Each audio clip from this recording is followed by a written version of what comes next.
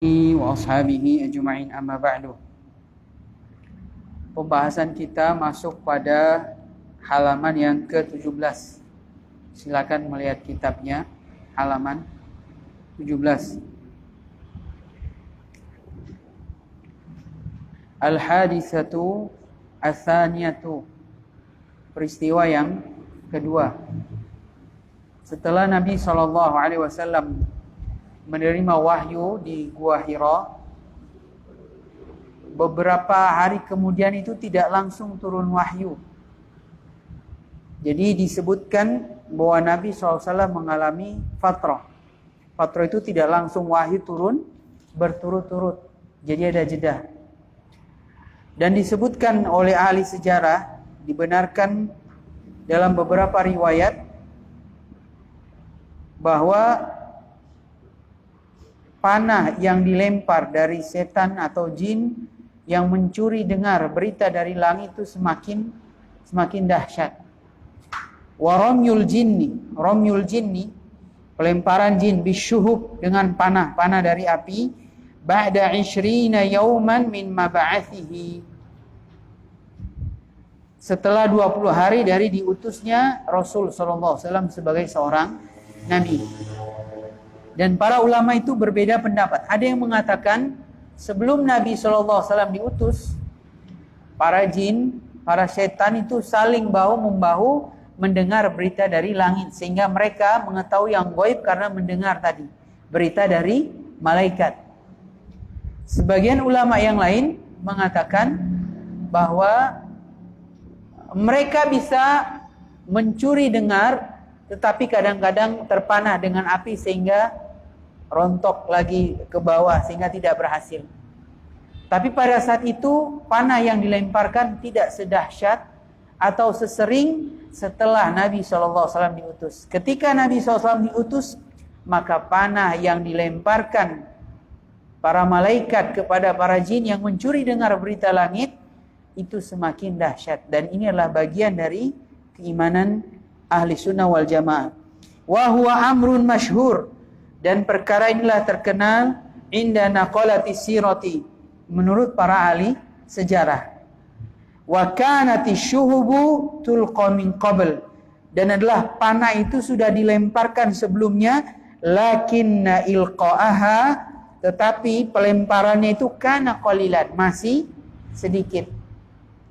Nanti kita akan sebutkan apa hikmahnya sampai panah ini dilemparkan. Akan disebutkan di sini. Falamma bu'itsan nabiyyu sallallahu alaihi wasallam. Maka ketika Nabi sallallahu alaihi wasallam diutus, ghullidha fi dzalik. Semakin ghullidha itu semakin dahsyat, yang dilemparkan semakin banyak. Sesering washuddida, semakin dahsyat. Semakin kuat. Qala az-Zuhri, berkata Imam Az-Zuhri. Imam Zuhri ini adalah gurunya Imam Malik rahimahullah. Jadi gurunya Imam Malik itu salah satunya Imam Az-Zuhri. Sementara Az-Zuhri gurunya Abu Hurairah radhiyallahu anhu, sahabat Nabi sallallahu alaihi wasallam. Fi ma rawahu anhu Abdul Razzaq, di mana Abdul Razzaq meriwayatkan dari Imam Az-Zuhri. Wa hadzal ahsanul aqwal fi hadza, dan ini adalah pendapat yang paling baik dalam masalah ini. Bahwa tadi kita sudah sebutkan, ada yang mengatakan pelemparan jin dengan panah api itu sebelum Nabi diutus tidak ada.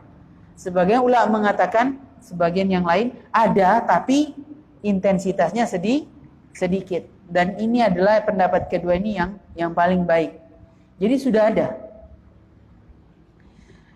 Fa inna min naqalati sirah, sesungguhnya sebagian dari penukil sejarah, man dhahaba ila anna syuhba lam yakun yurma biha qablu. Karena sebagian ahli sejarah mengatakan pelemparan panah dari api kepada jin yang mencuri dengar berita dari langit itu sebelumnya tidak ada. Tapi pendapat ini masih kurang kuat.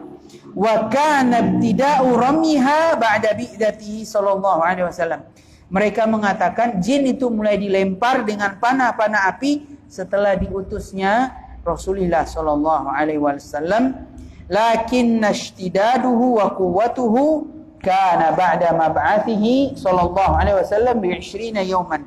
Tetapi seringnya dan intensitasnya itu semakin kuat setelah Nabi SAW diutus menjadi Rasul ba'da bi 20 yawman, setelah 20 hari.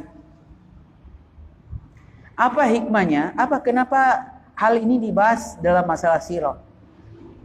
Karena ini fa innallaha hajaza syaitan fa innallaha hajaza syayatina an istiqraqis sama'. Karena Allah menghalangi syaitan termasuk jin dari mencuri dengar berita dari langit. Karena nanti akan berhubungan dengan Al-Quran itu turun. Ketika mereka mendengar berita dari langit, mereka akan berusaha, jin dan berbagai pengusungnya, pembelanya akan berusaha membuat Al-Quran, diantaranya tandingan-tandingan Al-Quran. Dan itu terbukti, ada yang ingin membuat tandingan Al-Quran. Siapa? Musailamah Al-Kadzab, pembawa berita palsu. Yang itu dia mengatakan, ya wabar, wahai katak, ya katak. Dia ingin mencontoh sebagaimana Al-Fil, malfil, wa ma adraka malfil, gajah. Apa itu gajah? Tahukah kamu apa itu gajah? Ingin mencontoh untuk membuat sebagaimana hari kiamat. Padahal tidak sama, karena gajah sudah dilihat, hari kiamat tidak sama. Mereka ingin mencontohi katak. Karena apa? Mencuri dengar berita dari langit.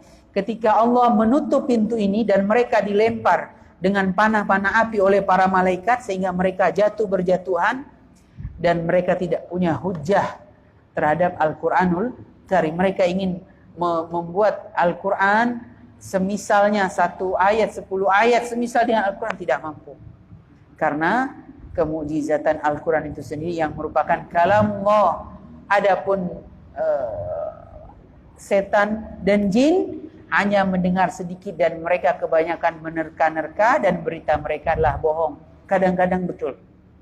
Karena disebutkan dalam hadis, beberapa penjelasan para ulama, dari sekian 100 berita yang dibawa jin, ada 1 berita yang benar. Karena kenapa? Di antaranya mereka berhasil mencuri dengar yang tidak sempat atau berhasil lolos dari panah-panah dari api. Karenanya sebagian dukun itu benar, bertetapan dengan takdir karena dia sudah mencuri dengar berita dari langit. Tetapi kebanyakannya, yang ini banyak nggak dihitung oleh orang, kebanyakannya adalah dusta dan tidak sesuai dengan kenyataan. Sehingga secara nyata kalau ada ahli mencegah hujan dengan dengan sapu dan baskomnya itu, boleh jadi kadang-kadang turun pas, nggak turun, bertetapan aja, tapi kebanyakan banyak yang gagal. Di antara untuk mengingat hal ini. Karena jin itu bersekutu, berteman dengan para dukun di dunia, Wa arsada lahumus syuhuba, dan dilemparkan. Arsada itu kalau orang dari jauhnya sudah seperti sniper, penembak jitu. Sudah diincar secara detail.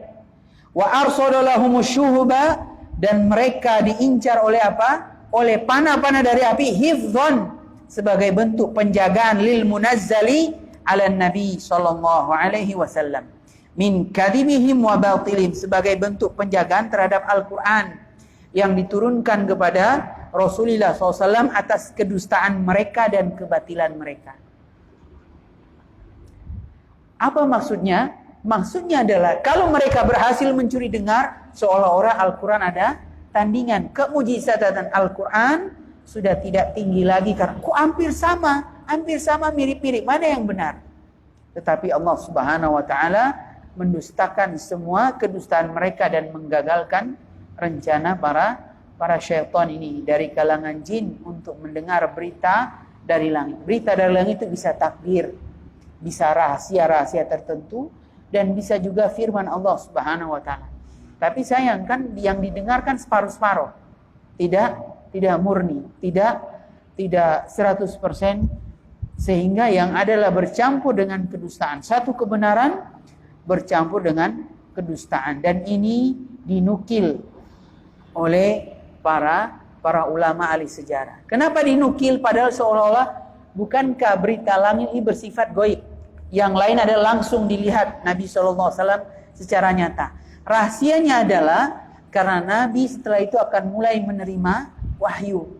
Sehingga wahyu dari Nabi betul-betul terjaga dan tidak bercampur dengan remeh-temeh dari para jin yang mereka berhasil mencuri dengar. Sehingga hukumannya tadi, mereka dipanah dengan panah dari api. Dalam hal ini dalam surat apa? Surat Al-Jin menceritakan kisah mereka itu. Baik, wal haditsatus tsalitsah. Hadis yang ketiga, peristiwa yang ketiga setelah itu apa? Setelah itu di sini disebutkan langsung jahruhun Nabi sallallahu alaihi wasallam bi da'wati. Secara terang-terangan Nabi SAW dalam berdakwah. Tapi sebelum ini dikenal dengan fase dakwah secara sembunyi-sembunyi. Fase dakwah sembunyi-sembunyi ini diperlukan karena Nabi tidak banyak punya kekuatan. Sementara pada saat itu merajalela berbagai macam bentuk kejahilan, membunuh anak, khomer, perbuatan zina, menipu, menyamun dan seterusnya, banyak disebutkan oleh para ulama. Oleh karenanya Nabi SAW tidak mungkin langsung mendakwakan ini, menentang ini. Dimulai dengan dakwah sembunyi-sembunyi. Dipilihlah orang-orang yang terbaik, orang-orang yang dicintai oleh Rasulullah SAW. Maka dakwah sembunyi ini kepada orang yang terdekat dengan Nabi SAW, sehingga dakwah ini mudah diterima. Kalau langsung tiba-tiba terang-terangan, maka akan kaget orang Quraisy dan boleh jadi Nabi SAW tidak akan berhasil dalam dakwanya. Dan ini adalah fase dakwanya Nabi SAW. Tetapi sebagai catatan, setelah agama Islam sudah sempurna, Rasul SAW telah wafat, fase dakwah sembunyi-sembunyi sudah apa? Sudah hilang, sudah tidak ada lagi. Yang ada adalah terang-terangan sekarang. Maksudnya berdakwah terang, gak usah sembunyi-sembunyi. Walaupun ada yang ingin mempraktekkan ini, apa yang dilakukan Nabi ini, mempraktekkan apa yang dilakukan Nabi, tapi sebenarnya hukumnya sudah dimansuh, dihapus. Makanya Umar bin Abdul Aziz, khalifah di zaman Muawiyah, beliau memberikan pesan, kalau ada orang berkumpul kemudian seolah-olah mereka mendakwakan dakwah tidak terang-terangan, saksikanlah mereka berada di atas pintu kesesatan. Maka prasangkailah mereka, hati-hati. Karena dakwah harus terang-terangan, karena sudah jelas Nabi SAW telah sempurna agamanya. Buat apa disembunyi-sembunyikan? Dan Nabi sudah melewati fase dakwah itu. Dan jadi kalau ada orang mau berdakwah sudah tidak perlu dakwah sembunyi-sembunyi lagi. Dalam artian ya dilihat orang. Walaupun berdakwah itu bukan cuma ceramah. Berdakwah itu dengan lisan, berdakwah itu dengan perbuatan, berdakwah itu dengan akhlak, berdakwah itu dengan tulisan dan seterusnya. Banyak medianya, banyak wasilahnya. Dan ini disebutkan oleh para ulama kaum muslimin. Ada yang mengatakan berapa lama Nabi SAW berdakwah secara sembunyi-sembunyi. Disebutkan ada dua pendapat, yang ada yang mengatakan 3 tahun. Lumayan lama 3 tahun. Kita baru belajar berapa lama ini? Baru masuk ke 12 kali pertemuan. Baru mau hampir 3 bulan. Belum, baru masuk ini 3 tahun. Kemudian ada yang mengatakan 4 tahun. Ada yang mengatakan 4 tahun. Tapi pendapat yang mengatakan 3 tahun itu lebih masyhur, lebih terkenal. Di antaranya yang disebutkan oleh penulis kitab ini, 100 bait kehidupan Rasulullah SAW.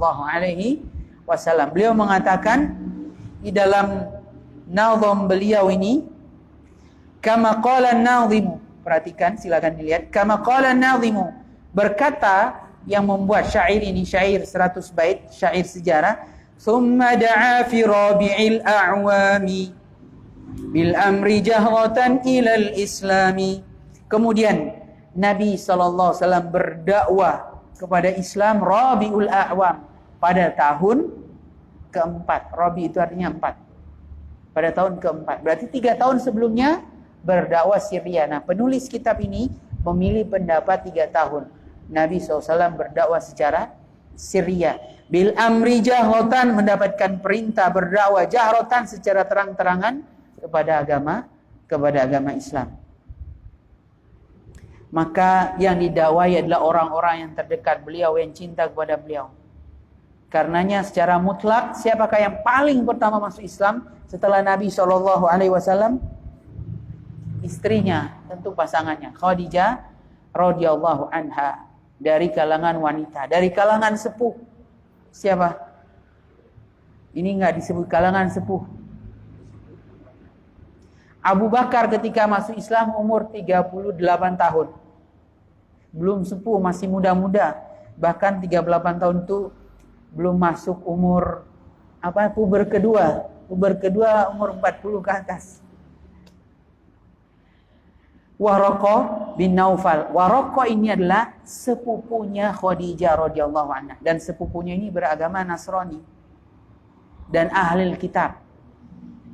Tanda petik orang berada di atas fitrah, tidak tenggelam dengan banyaknya sesembahan patung dengan amal-amal jahiliyah pada saat itu. Sehingga ketika Khadijah membawa suaminya kepada Waraqah bin Naufal, Waraqah bin Naufal langsung tahu. Karena dia ahlul kitab kan, tahu dia baca. Ini adalah namus. Ini adalah seperti wahyu sebagaimana datang kepada Musa. Kemudian dia bersumpah, demi Allah, sekiranya aku masih hidup, niscaya aku akan membelamu dengan pembelaan yang kuat ketika kaummu akan mengusirmu. Sehingga Nabi bertanya, apakah kaumku akan mengusirku? Padahal Nabi itu terkenal apa? Al-Amin, orang yang terpercaya. Titipan-titipan sebagian orang-orang Quraisy mereka percayakan kepada Nabi SAW.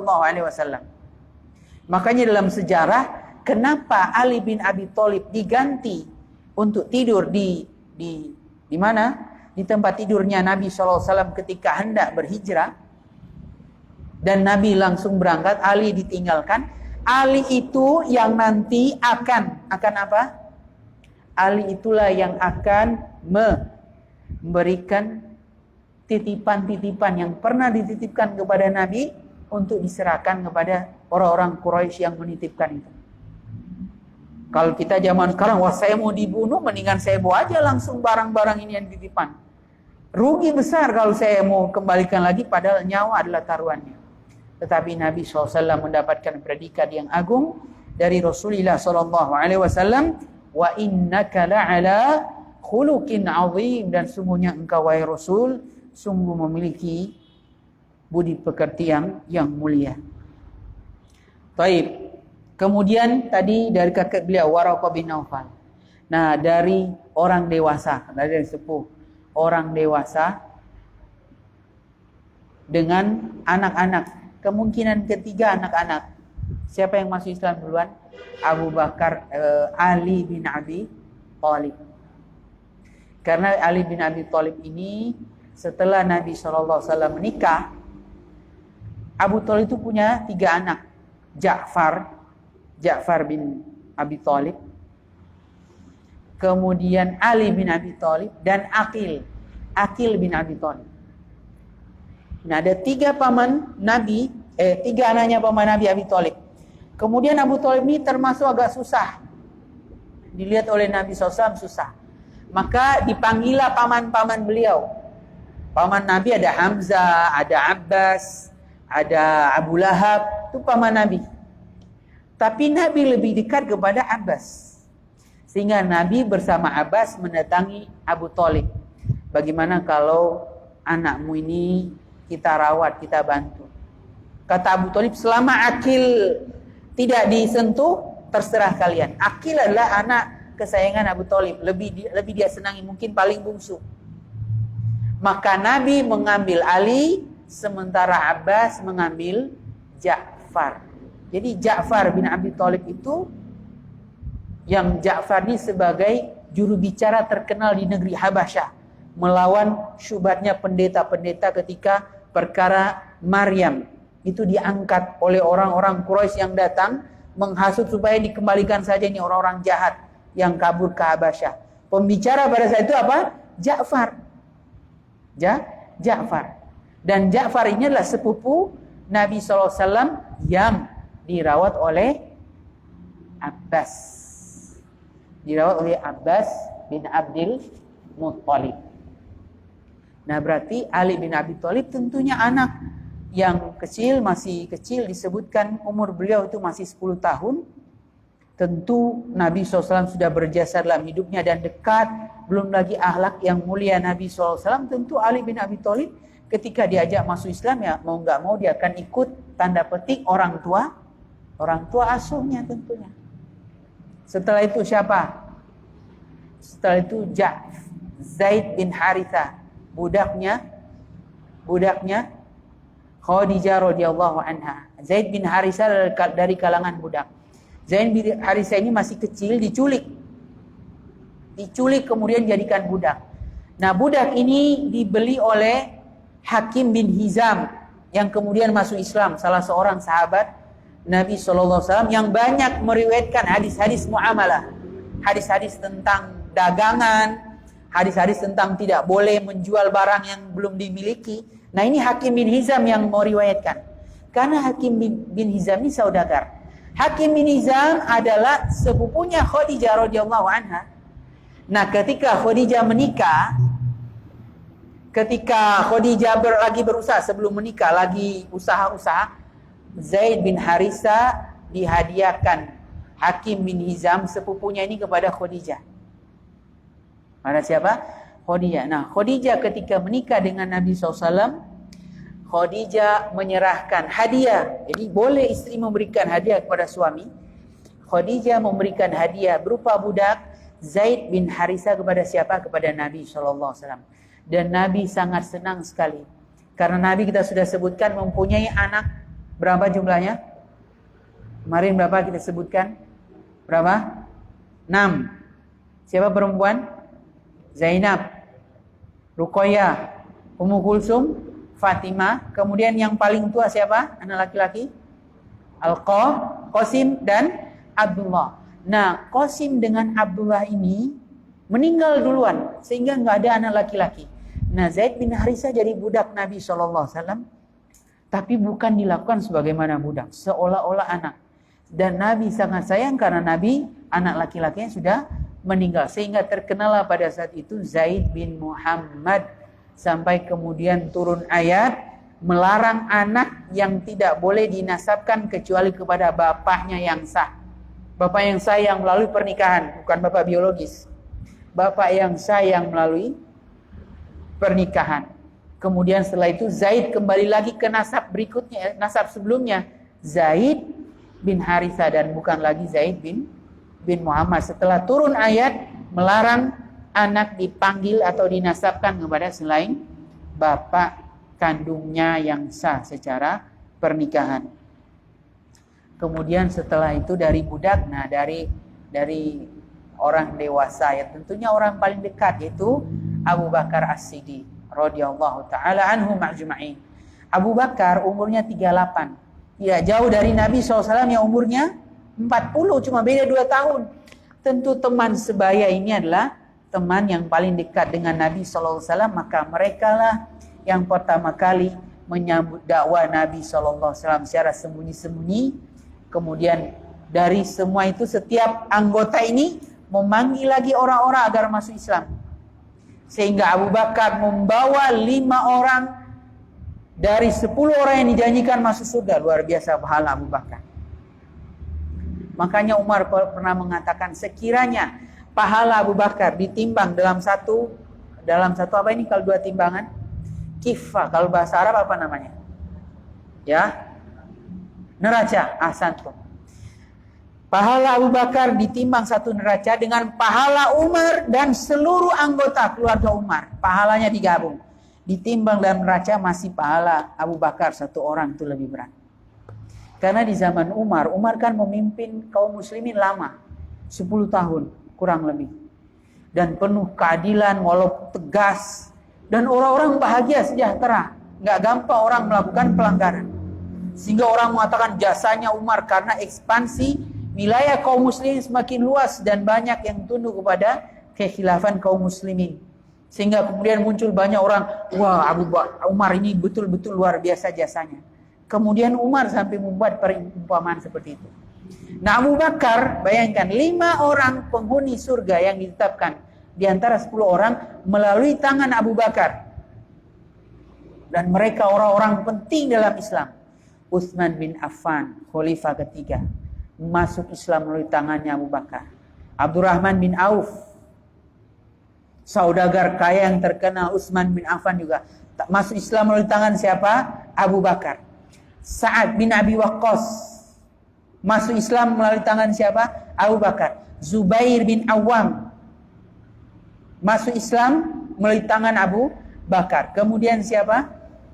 Tolha bin Ubaidillah. Ini 5 sahabat penghuni surga masuk Islam melalui dakwah Abu Bakar. Jadi bayangkan, setiap 5 amalan orang ini, dari kekayaannya, dari amal solehnya, dari perbuatan baiknya, di situ akan mengalir pahala kepada siapa? Kepada Abu Bakar As-Siddiq radhiyallahu taala anhu. Belum yang sahabat-sahabat yang lain dimerdekakan, termasuk muadzinnya Rasulullah sallallahu alaihi wasallam. Siapa?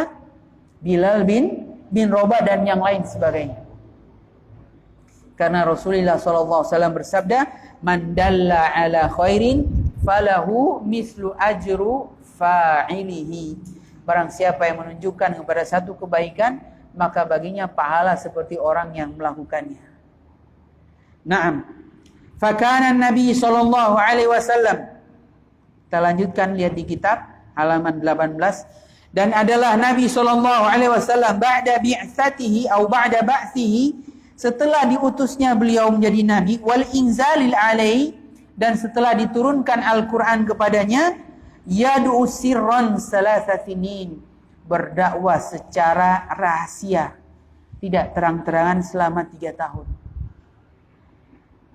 Walaupun sudah tercium sepertinya ada agama baru, sudah tercium, tapi Nabi masih berdakwah secara rahasia. Secara rahasia. Karena beliau melihat maslahat dan mudarat pada saat itu.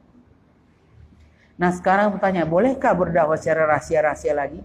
Misalnya kita diutus, ada dai diutus ke pelosok mana?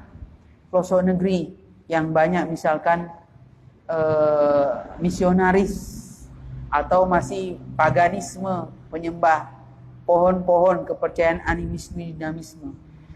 Mau dakwah secara sembunyi-sembunyi, bolehkah? Sudah tidak ada, sudah dinasakh, sudah dihapus. Karena Islam sudah sempurna, maka yang sempurna pada hari itu ya mungkin dihapus lagi. Seperti peristiwa pengharaman khamar melalui 3 tahapan kan. Pertama, khamar itu banyak mudarat, masih ada manfaat, banyak mudarat lebih banyak. Kemudian kedua, jangan engkau sholat dalam keadaan mabuk, jadi nggak boleh minum khamar. Kemudian yang ketiga, pengharaman khamar seluruhnya. Nah, sekarang ada orang kita berdakwah kepada orang yang khamar. Pelan-pelan lah, sedikit-sedikit. Sudah tidak ada, karena hukum khamar itu tegas. Sudah jadi haram, maka tidak ada. Nanti jangan lu minum khamar lah, sudah tidak ada. Pak, sudah nggak boleh minum khamar lagi, karena sudah masuk Islam. Jadi jelas. Ada tahapan-tahapan begitu sudah dihapus dan berlaku hukum akhir. Berbeda kalau dalilnya nggak tegas. Contohnya dalilnya nggak tegas apa? Merokok. Merokok itu kan dalilnya nggak tegas. Nggak ada rokok dulu, nggak zaman ada. Nah, kalau menasihati rokok boleh melalui tahapan. Pak, pokoknya yang biasa 5 bungkus sehari, kalau ada yang 3 bungkus, yang 12 batang, 36 batang dalam sehari. Pokoknya, Pak, hari ini 1 bungkus aja, nggak boleh lebih. Ini boleh, bagus. Namanya taklilul mafsadah, meringankan mafsadah. Itu jelas. Karena tidak ada kejelasan, oh ini haram. Karena ini masalah yang termasuk tidak ada nas yang sorry. Berbeda dengan khamar, ini jelas nggak boleh minum. Sudah jelas. Nah, ini termasuk faedah. Ada yang sudah dinasa, dihapus hukumnya, maka yang dipakai adalah hukum yang terakhir. Baik, Nabi SAW berdakwah kurang lebih 3 tahun secara sembunyi-sembunyi, sirron. Thumma fis sanati rabi'ah. Kemudian ketika pada tahun ke-4 Hijriah, jaharon Nabi sallallahu alaihi wasallam bid'awati, maka Nabi mulai menyinarkan dakwah beliau. Harus menjelaskan cara terang-terangan dakwah beliau ketika turun ayat. Nah, ini ayat yang menerangkan Nabi SAW mulai berdakwah secara terang-terangan. Fasda' bima tu'mar wa a'rid 'anil musyrikin. Dengarkanlah apa yang diperintahkan kepadamu, amalkanlah apa yang diperintahkan kepadamu, wa a'rid 'anil musyrikin, dan berpalinglah dari orang-orang musyrikin. Fasyara'an Nabi sallallahu alaihi wasallam yad'u man yarju Islam. Kemudian Nabi mulailah berdakwah, mulai mendatangi pasar, mulai mendatangi kabilah. Jadi mulai apa? Mulai mendatangi, ada yang datang ke Mekah, tamu-tamu, mulai yang ingin tawaf. Karena berdasarkan agama Nabiullah Ibrahim alaihissalam, mulai didatangi dan didakwa oleh Nabi sallallahu alaihi wasallam yang diharapkan keislamannya. Dan ini, adapun ini menjemput bola sebagaimana Nabi SAW berdakwah, maka ini tidak dihapus dan sampai ada hari kiamat. Maka kita berdakwah juga itu menjemput bola. Perlu ada kiriman dai-dai ke pelosok, harus menjemput bola. Jangan kalau nggak diundang baru datang. Bahkan kalau misalkan tidak ada undangan dan dia paham ilmu agama, habis sholat, Pak, boleh saya mengadakan ceramah 7 menit saja? Kata tamirnya nggak boleh. Sudah, jelas, selesai di situ aja. Yang penting saya sudah usaha. Pindah lagi ke masjid yang lain misalnya, cari yang dekat-dekat. Jadi orang yang mengkhususkan bagian dari kehidupannya banyak dalam berdakwah kepada Allah Subhanahu wa taala, maka harus banyak pengorbanan. Wattakhadha, kita lanjutkan. Wattakhadha Nabi sallallahu alaihi wasallam maudi'an yajtami'u fihi ma'al muslimin al-mu'minina bihi.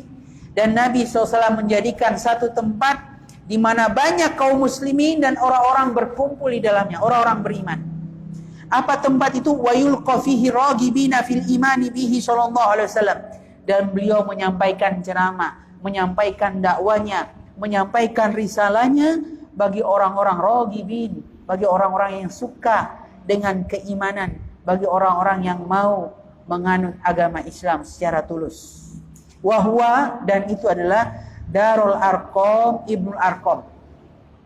Ala rumahnya Darul Arqam. Dar itu kalau diartikan bisa berarti kompleks. Jadi bukan cuma satu rumah. Darul Arqam Ibni Abil Arqam. Rumahnya Arqam Ibnu Arqam. Karena kalau kita di Indonesia ada rumah susun. Satu, tapi beranak pinak semua. Dari nenek kemudian cucu bersama, misalnya satu keluarga besar. Nah kalau di sana dipisah-pisah tapi membuat satu komunitas. Seperti kompleks. Darul Arqam Ibnu Arqam wa hamalahu ala ikhtiyariha sallallahu alaihi wasallam umur. Dan Nabi sallallahu alaihi wasallam kenapa memilih Darul Arqam Ibnu Arqam, dan sebelumnya dakwah secara sembunyi-sembunyi ada yang mulai dari sini juga. Kenapa Darul Arqam Ibnu Arqam? Kenapa enggak di rumah Nabi SAW? Kenapa enggak di rumah siapa? Kenapa enggak di rumah Abu Bakar misalkan? Atau nyewa tempat kalau ada. Nah ini alasannya. Nabi SAW alasan memilih Darul Arqam Ibnu Arqam. Ada alasan kenapa Nabi memilih tempat berdakwah beliau di sini, markas dakwanya. Alasan pertama disebutkan oleh para ulama, mereka berusaha meneliti alasan dan sebab-sebab Nabi memilih markas dakwah beliau itu di sini. Yang pertama, ahaduha ana Islamil Arqam lam yu'raf fi Quraisy. Islamnya Arqam, pemilik rumah itu tidak diketahui oleh Quraisy. Jadi kalau Nabi berkumpul di situ, oh biasa temannya, tidak ada namanya prasangka-prasangka. Kayaknya tidak akan membangun politik dakwah di sana, tidak ada namanya seperti itu. Fala yudhannu an yakuna baituhu mahallan li da'watin nabi, li da'watin nabawiyah. Maka tidak dimungkinkan atau tidak dikira oleh orang-orang Quraisy tentunya rumahnya Arqam itu akan jadi markas dakwah Nabi SAW. Karena keislamannya tidak dikenal, tidak diketahui oleh orang Quraisy.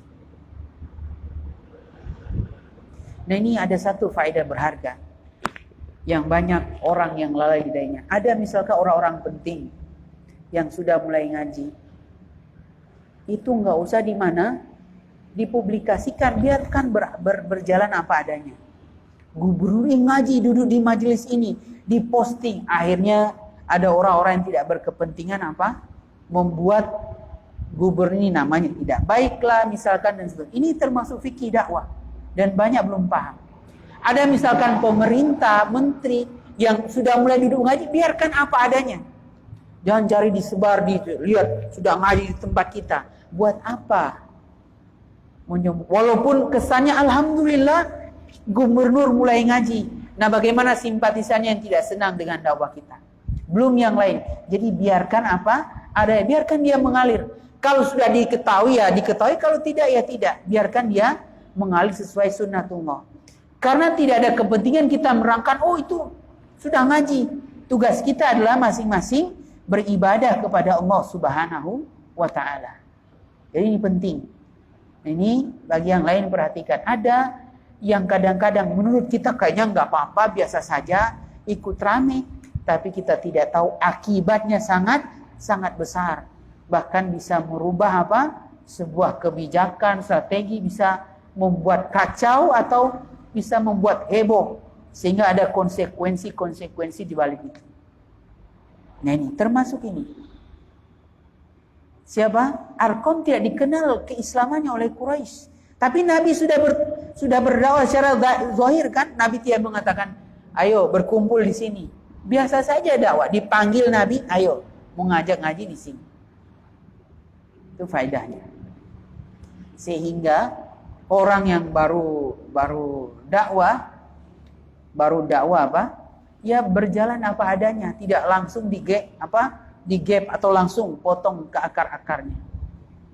Padahal boleh jadi mereka lebih banyak mengaji sehingga menjadi kuat kokoh keimanannya kan, sehingga kalau datang serangan sudah mantap.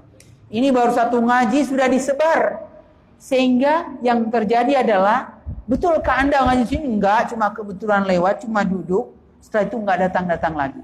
Karena belum kokoh keimanannya, belum dengar kajian-kajian yang lain tentang keimanan, tentang meneguhkan dakwah, tentang berpegang teguh dengan ajaran-ajaran Islam. Ya kita sudah sebarkan. Karena sebagian ulama itu kalau kita dapatkan ada yang tidak mau difoto sama sekali, terserah mau pertemuan apapun. Ulama hadis besar Madinah, Syekh Abdul Muhsin Al-Abbad, zamannya Syekh bin Bas, ini bapaknya Syekh Abdul Razak, itu nggak mau difoto. Ada pertemuan datang dari Yaman berbagai negeri, datang ke rumahnya ada foto, tolong dihapus. Seperti itu, mereka melihat maslahat dakwah dan kita hormati. Jadi jangan gampang-gampang untuk menyebarkan, misal, oh anu sudah ngaji sama Syekh Fulan. Termasuk Ustadz gandengan sama ini, oh kayaknya Ustadz ini sudah ada keraguan, ada penyimpangan yang sudah jalan. Padahal kebetulan ketemu nih, foto diambil buat heboh sebagian kaum. Maka biarkan apa adanya. Kalau bukan untuk tujuan dokumentasi penting sebagai laporan, nggak perlu. Jangan bermudah-mudahan dalam hal ini. Dalam hal ini. Wallahu a'lam bishawab. Taib. Wasaniha itu faedah-faedah tadi. Wasaniha alasan kedua. Kenapa rumahnya Arqam Ibnu Arqam yang dijadikan markas dakwah? Annahu kana saghiran. Arqam itu ternyata masih kecil pada saat itu. Ibna sitta asyrata sanatan, subhanallah, masih 16 tahun. Masih 16 tahun, masih kecil. Masih kecil tapi sudah punya rumah ya. Karena umur 14, 15 itu sudah berperan, sudah besar orang. Sudah bertanggung jawab. Makanya orang Quraisy itu sangat senang punya anak laki-laki. Karena bertanggung jawab. Ini umur begini sudah punya rumah sendiri. 16 tahun. Mereka ini tidak sekolah formal, tapi sekolahnya adalah sekolah kenyataan langsung di lapangan apa adanya. Termasuk ikut perang bersama bapaknya, dapat gonima atau mati karena perang suku. umur 16 tahun, wa misluhu, atau sekitar itu. La yudhannu ayyuqsada ila baitihi, sehingga tidak ada yang mengira mana mungkin rumahnya dijadikan sebagai markas. Masih anak-anak kok. Wa tutraku buyutu kibari ashabi Nabi sallallahu alaihi wasallam ka Abi Bakar As-Siddiq wa adrabihi, dan mana mungkin ditinggalkan rumah sahabat besar Abu Bakar As-Siddiq atau yang semisalnya. Mana mungkin dakwanya di rumah anak kecil umur 16 tahun yang sahabat senior kayak Abu Bakar nggak dipakai rumahnya. Kalau kan kita biasa kan, karena rata-rata yang punya rumah yang lebar, yang bagus, yang luas ya sepuh-sepuh. Jadi kalau kumpul rapat ingin mengadakan suatu program khusus, kita kumpul ke rumahnya Ustadz ini atau rumahnya Pak Fulan yang lebih besar, lebih luas, menampung banyak orang. Kalau kita zaman sekarang itu karena urf, menyesuaikan dengan kebutuhan, dengan kebutuhan dan maslahat. Tapi ini Nabi SAW melihat maslahat lain. Karena ini dakwah masih awal, maka dipilihlah Arqam bin Arqam, rumahnya Arqam Ibn Arqam, di antara alasan kedua ini. Karena orang Quraisy tidak akan mengira bahwa rumahnya anak kecil atau pemuda dijadikan sebagai markas dakwah. Nah, kemudian wasalisuha, alasan ketiga disebutkan, alasan ketiga, annahu kana min Bani Makhzum. Nah ini lagi alasan. Tempat yang paling aman adalah tempat musuh. Kaidah dalam taktik peperangan. Tempat yang paling aman adalah tempatnya musuh. Ini. Annahu kana min Bani Makhzum. Al-Arqam, Ibnul Arqam itu dari Bani Makhzum. Dan wa kana bainahum wa baina Bani Hashim munafasatun wa nufratun. Dan terkenal Bani Makhzum ini mudah-mudahan kalau tidak salah itu keluarganya Abu Jahal, masih keluarganya Abu Jahal. Jadi Bani Makhzum itu masih keluarganya Abu Jahal.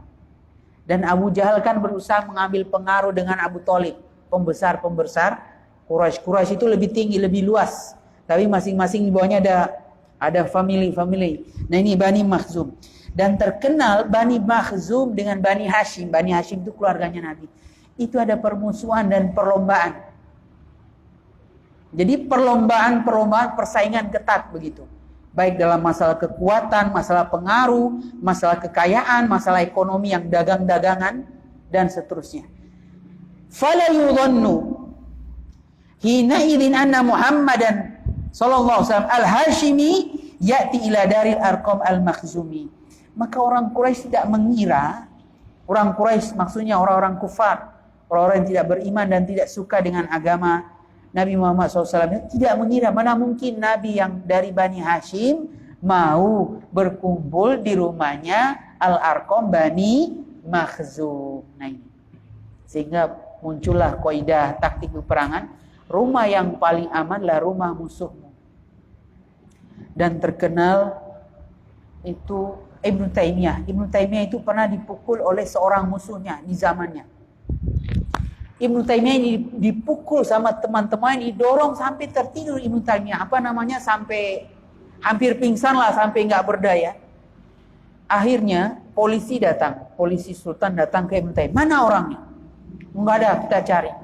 Kata Ibnu Taimiyah, tidak, saya sudah memaafkannya dan saya berlepas diri dari kalian. Tidak, kami akan hukum karena dia bersalah. Tahukah Anda musuhnya ini bersembunyi di mana? Bersembunyi di rumah Ibnu Taimiyah. Abu Bakar As-Sufi kalau tidak salah namanya. Bersembunyi di Ibnu Taimiyah, dan Ibnu Taimiyah menjawab, kamu di sini, kamu dikasih tempat, dikasih makan dan seterusnya. Padahal ini musuh yang baru apa? Yang buat Ibnu Taimiyah terkapar di atas tanah sampai benjol-benjol kalau mungkin bahasa sekarang. Sehingga orang-orang itu mengatakan Ibnu Taimiyah ini punya akhlak yang hampir-hampir tidak akan ada orang berakhlak seperti akhlaknya. Bahkan seperti akhlaknya para nabi dan rasul, suka memaafkannya luar biasa dan rahim, penyayang. Sehingga musuhnya sendiri yang jaga, dan tidak ada yang tahu. Polisi lagi nyari-nyari, murid-muridnya Ibnu Taimiyah ini heboh untuk nyari siapa dalang pemukul Ibnu Taimiyah dan mereka sudah tahu orangnya, mereka tidak dapatkan.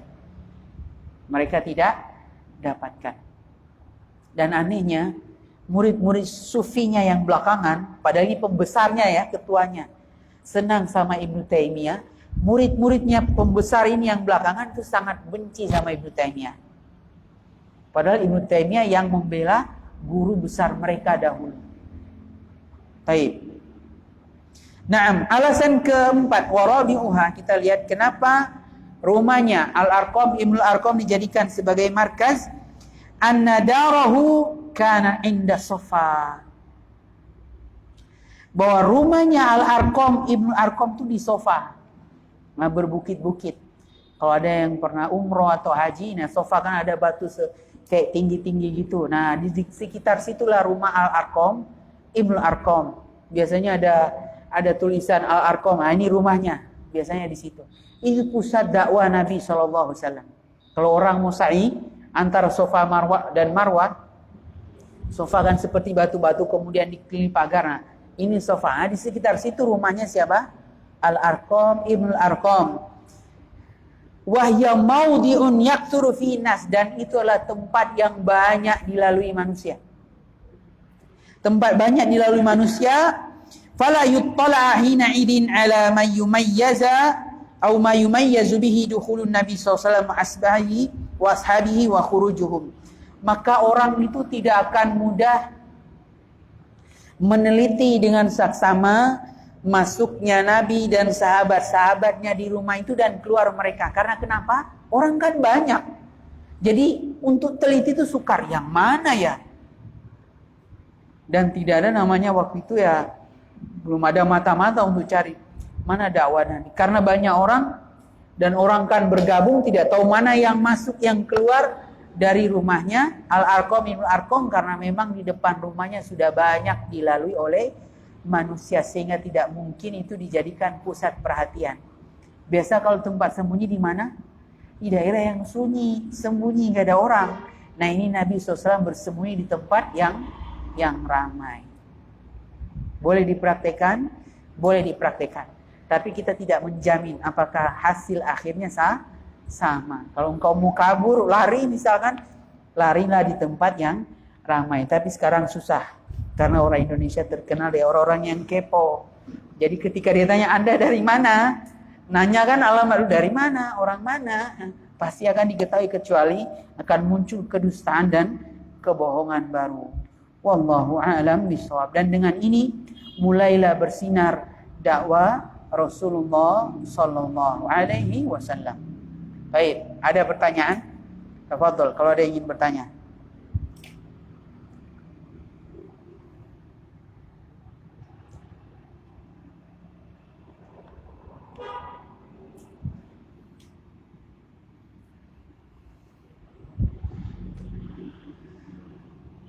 Ada yang ingin bertanya? Jadi yang sahabat, ada yang ingin bertanya? Tidak ada. Baik. Jadi sahabat yang masuk Islam melalui dakwah sir Nabi SAW itu juga dikenal dengan sahabat apa? As-sabiqunal awwalun, orang-orang yang pertama masuk Islam. Termasuk dakwanya yang 10 orang masuk Islam pertama, 10 orang yang dijanjikan masuk surga, itu termasuk 10 orang yang masuk awal. Dan bayangkan, dari 10 orang itu yang terakhir masuk itu Umar. Jadi kalau bahasanya yang masuk Islam terakhir dari 10 orang yang dijanjikan masuk surga, Umar itu ke-10. Tapi bayangkan, perjuangan Umar mengamalkan ajaran Rasulullah SAW, berlomba-lomba dalam kebaikan, dia naik derajatnya jadi nomor berapa? Nomor 2. Dia ingin menyaingi Abu Bakar tapi tidak mungkin lagi. Bayangkan. Jadi tidak melazimkan bahwa yang ngaji duluan itu di akhir hayatnya akan baik-baik saja. Belum dari sisi hidayah, dari sisi amalan saja belum tentu. Orang-orang yang datang belakang ngajinya bisa-bisa berlomba dalam kebaikan, bersemangat, juang, dan Allah Maha memberi taufik, dia akan mengalahkan orang-orang yang dahulu, yang duluan ngaji. Karena kesungguhan mereka. Umar bersungguh-sungguh untuk menyaingi amalan. Jangan ditanya amalan-amalan 10 orang itu, 9 orang selain Abu Bakar luar biasa, 8 orang. 8 orang yang awal-awal masuk Islam selain Abu Bakar tentunya. Tetapi Umar menyaingi mereka sampai pindah ke nomor 2. Sehingga kalau ada yang mengatakan, siapakah sahabat yang paling utama, yang paling baik? Kata para ulama, urutkan saja 4 orang khalifah itu. Abu Bakar, nomor utama, nomor kedua. Umar, nomor ketiga. Utsman, nomor keempat. Ali. Nah, nomor kelima itu bersaing mereka. Kelima mereka bersaing. Urutkan aja khalifahnya. Dan ini betul-betul bersungguh-sungguh. Ada orang baru ngaji, wah santai dia baru ngaji. Jangan anggap sepele. Makanya dalam Islam fastabiqul khairat, berlomba-lomba dalam kebaikan. Wa fi dzalika falyatanafasil mutanafisun. Untuk persoalan surga, berlomba-lombalah dengan berlomba-lomba yang jujur dan berlomba kebaikan. Kita tidak tahu siapa yang duluan ngaji atau bagaimana akhir hidup seseorang. Dan hanya Allah lah yang memberikan hidayah dan taufik. Wallahu a'lam bishawab. Ada pertanyaan? Jadi tadi sekedar tambahan penjelasan. Baik, tidak ada. Kalau tidak ada berarti kita cukupkan kajian kita, berarti sampai di sini. Semoga Allah Subhanahu wa taala memberikan taufik. Ya. Yang tadi penjelasan Bapak pernikahan dan Bapak biologis berkaitan dengan Zaid. Zaid bin Haritha. Nah. Boleh saya? Baik, Zaid bin Haritha itu berarti siapa nama bapaknya? Haritha. Nah, dia kan hilang. Diculik waktu masih kecil, dicuri, dijual di tempat perbudakan. Yang beli adalah sepupunya Khadijah, Hakim bin Hizam. Hakim bin Hizam menghadiahkan ke Khadijah sepupunya. Nah, ketika pernikahan dengan Nabi SAW, ya istri juga berbuat baik kepada suami. Nah, istrinya menghadiahkan menghadiahkan Zaid bin Haritha kepada Muhammad. Jadi siapa sekarang tuannya Zaid? Muhammad. Tapi karena Muhammad itu anaknya laki-laki semua meninggal, dan Zaid bin Haritha termasuk masih kayak usia anak SD, 9-10 tahun begitu, maka Nabi SAW sangat senang. Sehingga dikenal oleh orang-orang yang tinggal di dekat Nabi. Nabi kan terkenal, al-amin, terpercaya. Saudagar juga istrinya, berdagang. Sehingga dikenal Zaid bin Muhammad. Orang-orang mang Zaid bin Muhammad. Ini anaknya Muhammad. Walaupun bukan anak kandung, tapi saking dekatnya dengan Nabi, saking sayangnya Nabi SAW, seolah-olah bermuamalah, interaksi dengan Zaid itu seolah-olah ini anak sendiri, anak laki-laki. Kemudianlah turun ayat kepada Nabi SAW, ud'u li'abaikum, panggillah anak-anak kalian itu dinasabkan kepada bapak kandungnya. Bapak kandung yang dimaksud adalah bapak kandung pernikahan sah. Zaid kan melalui pernikahan sah, Haritha kan bapaknya, maka kembalilah nasab Zaid kepada Zaid bin Haritha. Adapun bapak biologis, anak tersalah. Kan walau nggak nikah kan, anak tersalah, nggak nikah atau nikah setelah anak itu lahir, maka dia tidak boleh dinasabkan kepada bapak biologisnya. Tapi dinasabkan kepada siapa? Ibunya. Dia dinasabkan kepada ibunya. Sekiranya ada wanita berzina, kemudian dia menikah, kemudian setelah itu punya anak, secara DNA bukan anaknya, anak yang pernah berzina dulu dengan wanita ini. Nah, anak itu dinasabkan kepada suaminya pada saat itu. Jadi yang menang adalah suami pernikahan. Jadi anak itu dinasabkan kepada suami pernikahan. Karena hadis Nabi SAW, al-waladu lil firash. Anak itu adalah pemilik ranjang. Pemilik ranjang adalah suami sah. Jadi anak itu dinasabkan kepada bapaknya. Wal ahir al-hajar. Adapun pezina maka baginya batu. Nggak dapat apa-apa. Jadi bapak biologisnya tetap tidak disandarkan anaknya kepada anak biologisnya. Walaupun setelah itu anak itu lahir, bapak biologisnya nikah, tetap nggak disandarkan karena anak itu lahir, yang bapak biologis ini bukan suami sah. Jadi itu hukum Islam. Yang dipakai adalah hukum Islam. Termasuk tidak saling mewarisi, tidak saling, bukan mahram kalau dia adalah perempuan misalkan. terus tidak bisa menjadi wali. Bukan mahram tapi hukumannya tidak boleh menikah. Tentu jelas ya. Kan kalau bukan mahram kan boleh menikah. Kan? Tapi kalau ini kan bapak biologis, tetap dia tidak boleh menikah sama anaknya. Anak biologisnya. Dia bukan mahram tapi dihukumi tidak boleh menikah. Nah, itu hukuman Islam. Nah, jadi jelas. Nah, itu jelas. Jadi Zaid bin Harithah. Allah. Sampai istrinya Zaid itu adalah dipilihkan oleh Nabi SAW Zainab. Yang kemudian Zainab menjadi istri Nabi SAW selanjutnya. Dan ini sebagai bantahan bahwa Zaid itu bukan anaknya Nabi. Karena dulu itu aib besar. Orang-orang jahiliyah aib besar. Istri ini jahiliyah yang baik. Tidak mungkin istri anak itu dinikahi lagi oleh bapaknya. Yang dulu ada istri bapak dinikahi anaknya. Itu ada pernikahan jahiliyah. Jadi istri bapak itu diwariskan pada siapa anaknya. Dulu kan wanita itu tidak punya harga diri. Kemudian datang Islam memuliakan wanita sesuai dengan kodratnya. Yang ada adalah suami bapak, istrinya bapak diwariskan kepada anak. Tidak ada istrinya anak diwariskan kepada bapak. Dan ini untuk menolak tegas persangkaan orang-orang kufar Quraisy bahwa Nabi SAW adalah anaknya Zaid adalah anaknya Muhammad dan bukan. Berarti Zaid bin Harithah dia dianggap orang asing walaupun sangat dekat dengan Nabi SAW. Baik, jelas? Nah, barakallahu fikum. Ada pertanyaan lagi? Nah, tidak ada? Baik, kalau tidak ada, kita cukupkan di sini. Semoga bermanfaat kajian kita. Kita sampai pada dakwah Nabi SAW secara terang-terangan dan hikmah atau rahasia kenapa Nabi SAW memilih markas dakwah di Darul Arqam Ibnil Arqam. Ada 4 alasan tadi disebutkan oleh Syekh, ada di kitab. Semoga bermanfaat. Wassallallahu wasallam ala nabiyina Muhammad wa akhiru da'wana alhamdulillahi rabbil alamin. Assalamualaikum warahmatullahi wabarakatuh.